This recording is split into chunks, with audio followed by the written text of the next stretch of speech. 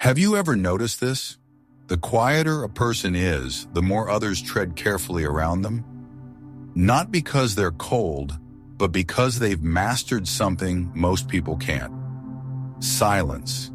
In a world where everyone scrambles to express, explain, comment, and justify themselves, silence becomes the most powerful signal of all. The most respected individuals don't speak much to earn respect. They let their presence speak for them. You've experienced this too, when saying too much led to regret, when explaining yourself weakened your stance, when the more you talked, the less you were respected. This video will help you reverse that pattern. You'll learn how to use silence as a strategy, to hold your ground, to protect your energy, and to make sure that when you do speak, people actually listen. If you've ever felt misunderstood, underestimated, or constantly pressured to explain yourself just to be accepted, then this video is your turning point. Don't skip it. And if something in this message struck a chord deep inside you, tap the like button and subscribe to the channel right now. We share practical Stoic lessons to help you live awake, stay strong, and keep your inner calm, no matter how chaotic the world becomes. Number 1. Why words reveal and silence protects. Every time you speak, you give something away. Maybe it's your values. Maybe it's your fears. But whether you notice it or not, your words are little windows into your mind. And when those words are used carelessly, they become openings for others to manipulate you. The Stoics understood this long before modern psychology confirmed it. That's why they spoke rarely, but with incredible intention. As Epictetus once said, "We have 2 ears and 1 mouth so that we can listen twice as much as we speak." That wasn't a suggestion. That was a strategy, a way to live, think, and move through the world without constantly giving others access to your inner world. You see, in today's world, we're encouraged to share, to express, to explain ourselves constantly. But here's the hidden cost. The more you explain yourself, the more you reveal where your insecurities lie. The more you justify your actions, the more power you give others to question them. The more you talk, the more likely you are to say something you'll regret. Something that can't be taken back. That's not confidence, that's exposure. And once your thoughts are out in the open, you can't control how they'll be used, twisted, or replayed in someone else's narrative. And the consequences are real. Think about someone like Elon Musk. He's often called awkward, too quiet, or robotic in interviews. But what people fail to recognize is that behind that restraint is a powerful control of narrative. He doesn't rush to fill silence. He doesn't speak to win approval. He speaks to make an impact, and then he stops. Every word is calculated. Every pause deliberate. That's not shyness. That's clarity. That's emotional intelligence at work. And more importantly, that's power under control. Because when you know who you are, you don't need to explain it. Silence, on the other hand, is not empty. It's a container. It's the space where strength gathers before it speaks. When you practice silence, not the silence of suppression, but the silence of strength, you begin to protect what matters most. Your energy, your clarity, your direction. Instead of trying to convince others of your worth, you conserve your power, and that power becomes undeniable in time. The Stoics believed that silence wasn't weakness, it was a shield, a kind of self-defense against a noisy world obsessed with reaction. Moreover, silence creates boundaries, psychological ones. When you don't over-explain yourself, people learn to respect your decisions. They might not understand you, but they won't question your firmness, because silence communicates something words often can't: self-respect. And the moment you stop bleeding your truth out to be approved, you start living it for yourself. You start owning it. Not because others get it, but because you no longer need them to. So the next time you feel the urge to defend, to justify, to explain, pause, ask yourself, Am I speaking from strength or from fear? Am I using my words to clarify or to beg? If it's fear, stay still. Let the silence carry your truth, because in that silence is where your real power lives. That's not emptiness, that's presence. And in a world that can't stop talking, the person who masters silence becomes unforgettable. Number 2. The psychology of overexplaining. Have you ever noticed how the moment you start justifying your boundaries, people feel entitled to challenge them? It's strange, isn't it? The more words you use, the less power they seem to carry. And yet, most people believe that if they explain themselves well enough, they'll be respected. But here's the uncomfortable truth. Over-explaining isn't about clarity. It's about fear. Fear of being misunderstood. Fear of being judged. Fear of not being accepted. And that fear, when spoken out loud, always dilutes presence.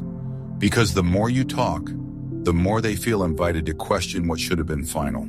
The Stoics taught that clarity begins inside. If you are clear with yourself, you don't need to explain yourself to others. Marcus Aurelius wrote, "Never waste time arguing what a good man should be, just be one." In other words, don't campaign for your values. Don't plead for your integrity to be acknowledged. Just live it. Just embody it. Because the moment you start defending your truth to someone who didn't ask, you give them the illusion that it's negotiable, and that illusion invites chaos. To put it differently, over-explaining is a symptom of internal doubt. When you're confident in your decision, your words are few. But when you're unsure, you reach for more words to build a safety net of validation. And the more you speak, the more you bleed self-respect. It's a quiet form of begging. Begging to be seen, begging to be accepted, begging to be understood. But the cost is high, because each extra word teaches others that your line can be moved, your boundary can be debated, and your no can be softened into a maybe. Let's look at Oprah Winfrey. In her early career, she was repeatedly told that she was too emotional, too expressive, too unconventional to succeed in broadcast television. She didn't argue. She didn't write essays defending her style. She simply kept showing up, refined her voice, and let her results speak. Over time, her consistency became her voice. Her excellence became her defense. Today, she's not just heard, she's respected. And that respect didn't come from explanation. It came from clarity. And clarity, when consistently lived out, becomes unshakable power. Furthermore, over-explaining creates an unhealthy power dynamic. The more you try to make someone understand you, the more you shift the focus away from your own alignment and toward their approval. And here's the thing, they don't need to get it. People who truly respect you don't need explanations. And those who demand explanations as a condition for their respect were never safe to begin with. Respect that requires performance is not real. It's control wrapped in courtesy. So the next time you catch yourself rambling, justifying, or oversharing, pause, breathe, ask yourself, am I seeking connection or am I seeking approval? If it's the latter, stop. Because your truth doesn't need to be wrapped in paragraphs to be valid. One clean sentence, spoken with conviction, will always hit harder than 1,000 words born from fear. And remember, when you over-explain, you don't become more understood, you become more exposed. The Stoic speaks with precision, then lets the silence say the rest. Number 3. Silence builds tension, and tension builds power. Most people think power is about what you say, but in reality, power often lives in what you don't say. You see, when you speak, people hear your words, but when you're silent, they feel your presence. And in that silence, something incredible happens. Tension forms, not anxiety, not fear, but psychological weight, and people are wired to lean into it. Silence becomes a gravitational field. The less you say, the more people tune in. The Stoics understood that tension is not something to be feared. It's something to be harnessed. It draws attention, it sharpens perception, It makes every word you eventually choose to speak carry more gravity. In the modern world, though, we're told to fill silence, to keep talking, to appear engaged. But high performers, those who lead, influence, and build lasting respect, they don't rush to fill the space. They own the silence. They know that stillness speaks before their words ever do. Let's look at someone like Steve Jobs. He was known for his long pauses in conversation, even in interviews. Some mistook it for awkwardness, but those who paid close attention realized it was intentional. Jobs didn't speak until he was ready to speak. He used silence as a tool, a moment to gather clarity, a space to observe reactions, and, perhaps most importantly, a signal that he wasn't speaking to be liked. He was speaking to be understood, and that kind of presence made people listen more closely, not less. That's not awkwardness, that's emotional gravity. Furthermore, silence puts others on alert. When you're silent, others begin to project onto you. They wonder what you're thinking, how you're feeling, what you'll do next. That curiosity builds tension, and tension, when controlled, becomes influence. Because people aren't reacting to what you said. They're reacting to your restraint. They're adjusting to your stillness. And when others start adjusting to your energy, you've already taken the lead without saying a word. Now, that doesn't mean silence is about manipulation. True Stoic silence is not a game. It's a stance, a way of operating from centeredness rather than chaos, Marcus Aurelius once wrote. The more we value things outside our control, the less control we have. Silence reminds you that you control when and how you respond, and that space between stimulus and response, that's where your character is revealed. Moreover, silence gives you time to observe, to see past the surface, to notice what others are too busy talking to recognize. It gives you the ability to respond, not react. And in a reactive world, the person who pauses becomes the person with the clearest perspective. That's power, that's discipline. So the next time you feel the urge to fill the room with your voice, ask yourself, would silence serve better here? Would a moment of restraint draw more gravity than a flood of explanation? Because the truth is, when you speak less, people start listening more. Not just to your words, but to your energy, your choices, your presence. And that presence, when built on silence, is unshakable.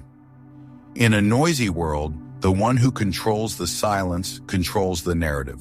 Number 4. The discipline of speaking less begins with the mouth, not the mind. Most people think self-mastery is about willpower, about waking up early, hitting the gym, and staying productive.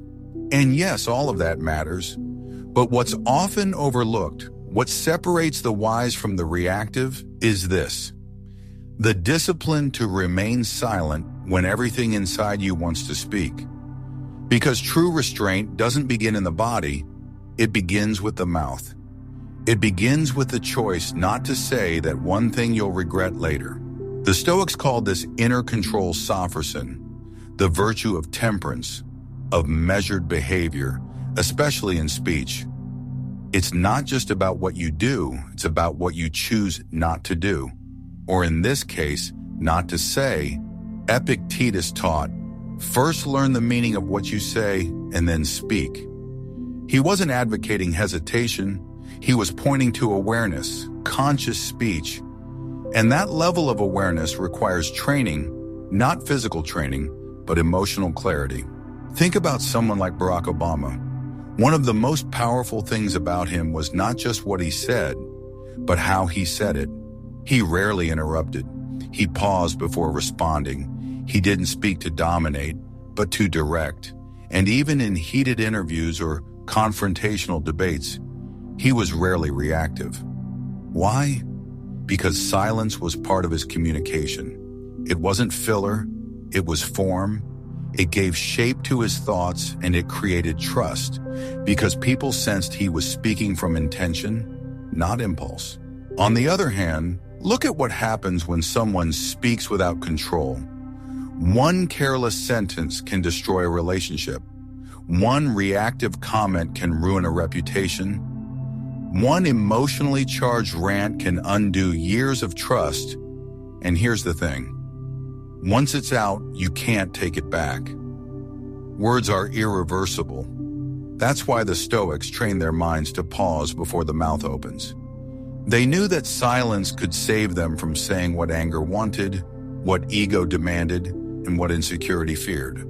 Furthermore, the more you practice restraint in your words, the more grounded you become in your actions. You're no longer explaining your plans. You're executing them. You're no longer justifying your boundaries. You're living them. And that shift changes everything. Because as soon as you stop talking to be understood and start moving with quiet clarity, people feel the difference. You're no longer trying to prove anything. You're embodying something. Moreover, silence builds emotional endurance. It teaches you to sit with discomfort, with tension, with not being heard, and still choose peace over reaction. It shows you where your power leaks out and where it can be reclaimed. Because the real measure of strength isn't how loud you are, but how little you need to say. So the next time you're tempted to clap back, to make your point, to get the last word, pause.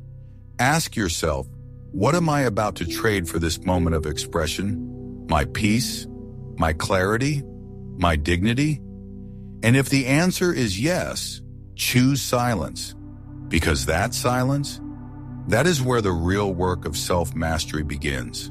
Number 5. Overexplaining weakens boundaries and trains people to ignore you. Every time you explain something that doesn't need to be explained, you teach people to second-guess you.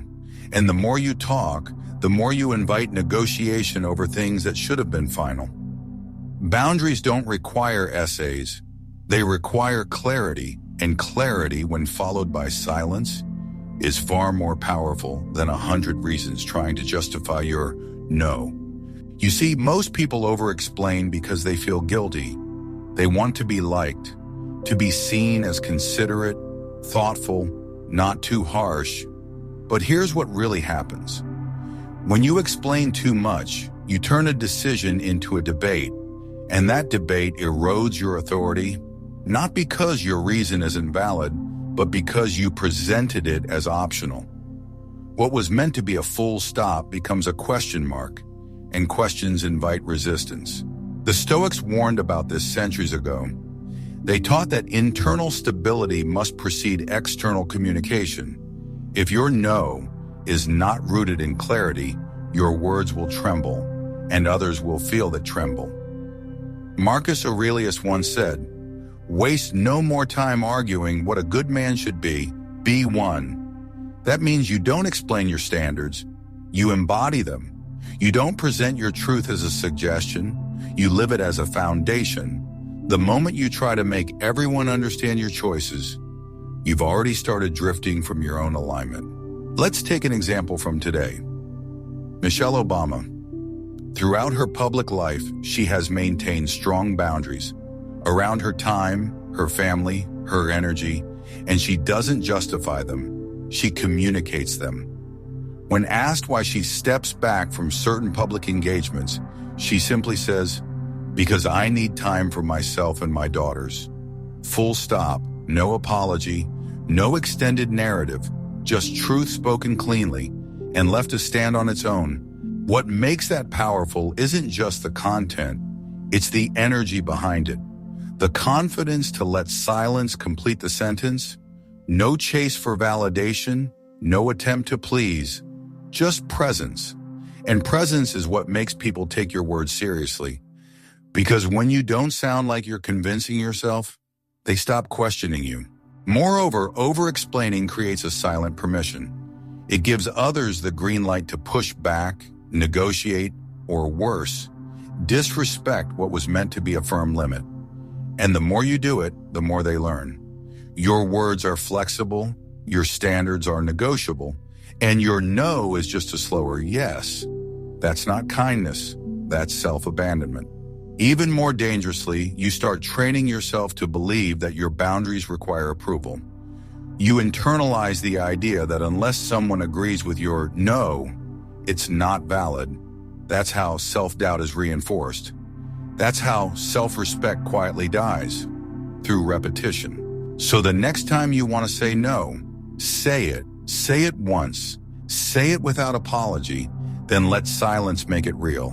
Because the moment you keep talking, the moment you start softening your stance with extra words, you teach people that your piece is up for discussion, but it's not.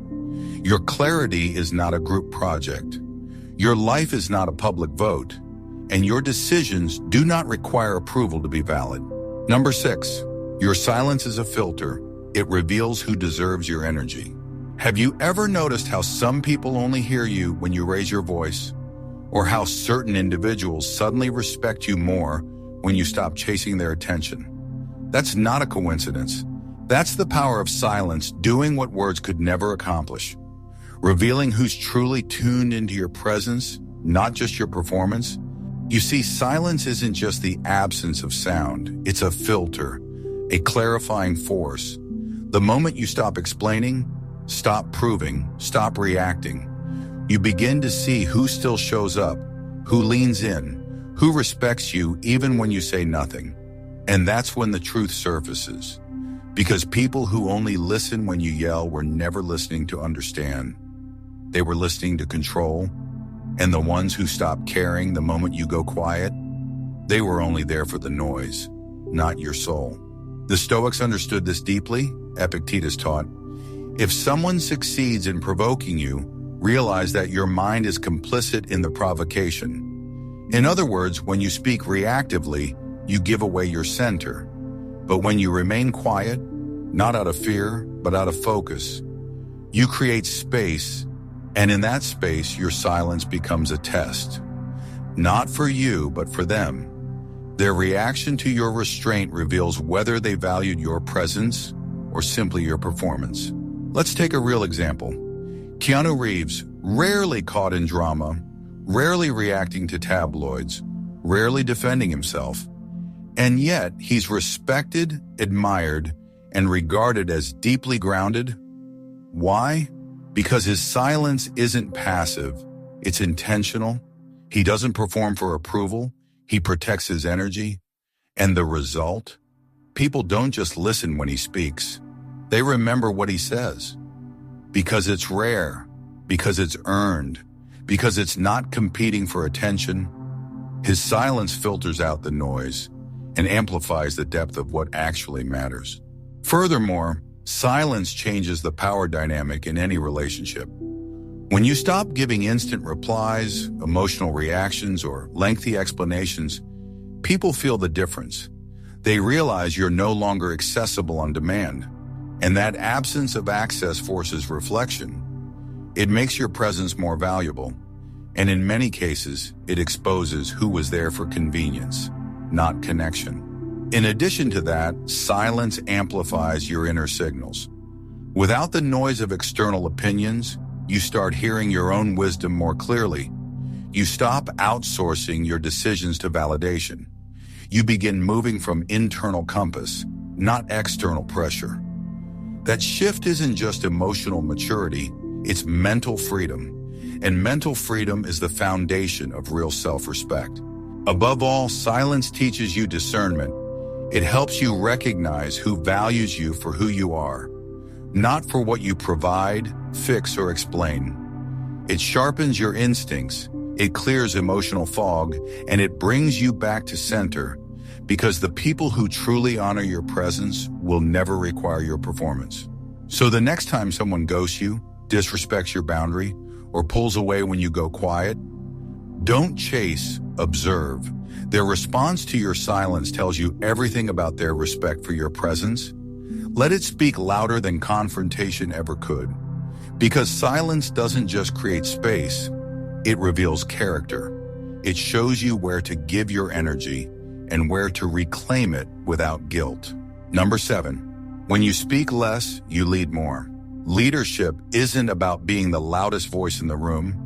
It's about being the one whose words carry weight even in silence. In today's world, people equate charisma with volume, passion with noise, and influence with how much you can say in the shortest time. But the Stoics, along with the most respected modern leaders, understood something different. True leadership is built in the pause, not the performance. You see, when you speak less, every word becomes a decision, not just a reaction, not just a filler, but a conscious act of presence, and that presence commands attention.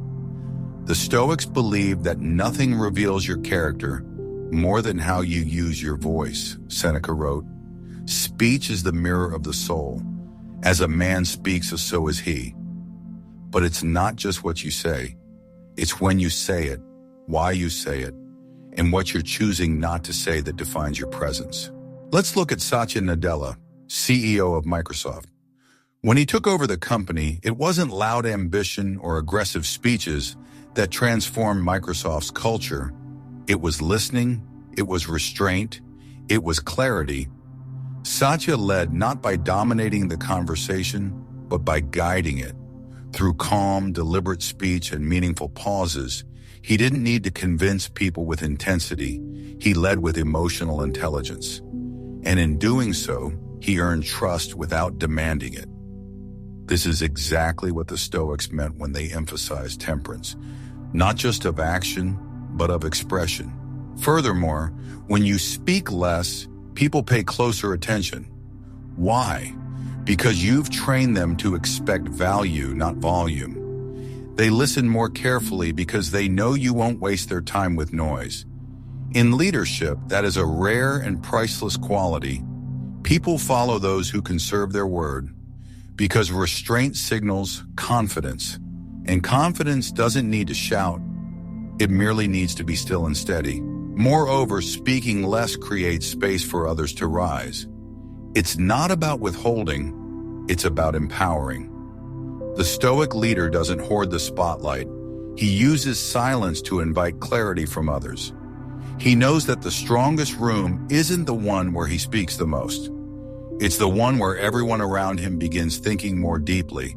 And through that quiet encouragement, others begin to reflect, contribute, and grow. And then there's another layer: self-trust. When you speak less, you begin to trust your silence. You stop rushing to fix discomfort. You stop over-explaining in fear. You allow space for reflection, for pause, for patience. And that kind of stillness, especially in high-pressure situations, sets you apart. It anchors you. It shows people that you're not reacting to chaos. You're grounded in clarity. And that groundedness earns not just attention, but deep respect. So the next time you enter a meeting, a conversation, or even a conflict, don't rush to speak. Observe first. Breathe. Let others reveal themselves. And when you finally speak, speak with purpose. Speak with weight. Speak as if every word costs energy, because it does. And that awareness, that inner discipline, that composure, that's what makes people follow. Not because you asked, but because your presence said more than your words ever could. Number 8, the less you explain, the more they respect you. There's a quiet kind of power that comes when you stop over-explaining, when you no longer feel the need to justify every decision, every boundary, every change in your energy. It's the moment you realize clarity doesn't need validation, and peace doesn't beg for permission.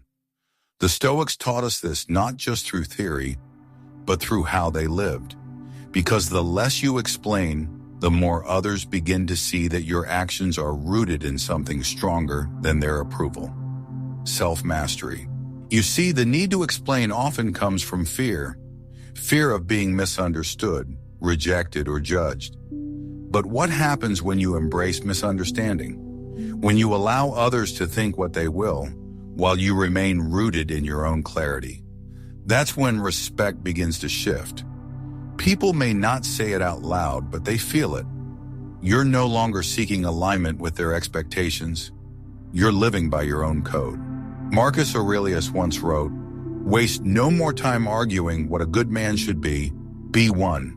In other words, stop explaining, start living, stop telling people who you are, and let them witness it in how you carry yourself, in the way you move, in what you no longer respond to.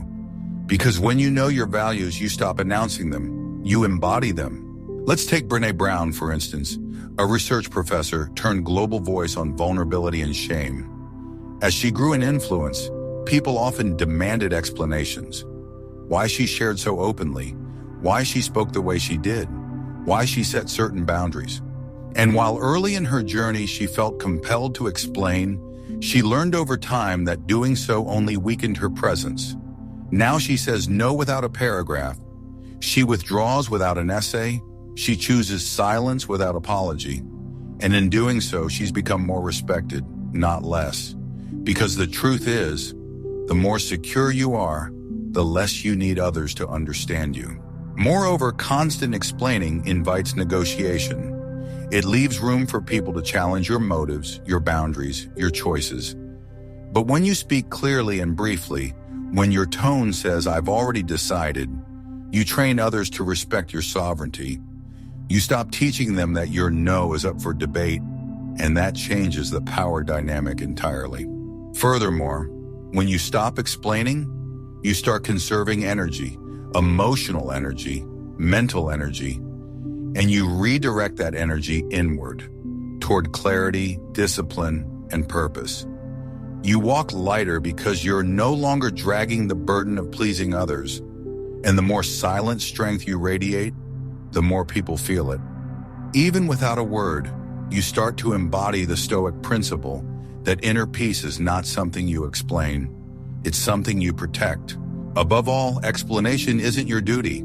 Alignment is.